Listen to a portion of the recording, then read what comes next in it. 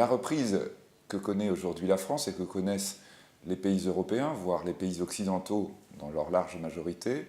peut être aujourd'hui considérée comme fragile du fait de, on va dire, deux gros phénomènes structurels.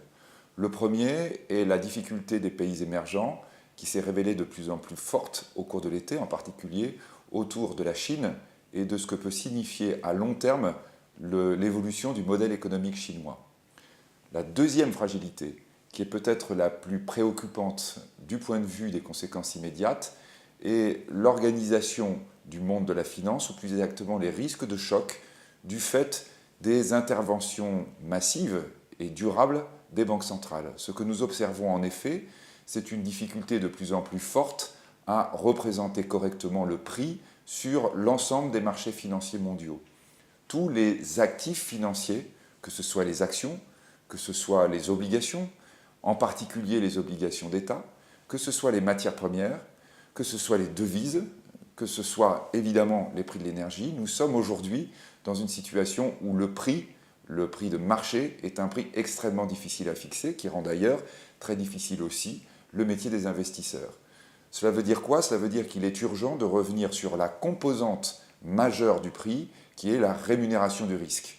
C'est la raison pour laquelle, autour de la Federal Reserve aux États-Unis, on estime que désormais, la croissance étant consolidée dans l'économie américaine, et en particulier le taux de chômage étant considéré comme bas, désormais, il est capital de revenir à un pricing, pour utiliser un terme anglo-saxon, revenir à une constitution du prix qui soit une constitution à la base satisfaisante, avec une rémunération minimale du risque, qui signifie quoi? Évidemment, qui signifie une remontée des taux d'intérêt. Simplement, cette situation de remontée des taux d'intérêt, potentielle en ce qui concerne la Fed, mais absolument nécessaire, absolument indispensable, risque d'avoir un certain nombre de conséquences sur les grands acteurs financiers, sur les grands acteurs économiques et sur l'ensemble des marchés mondiaux.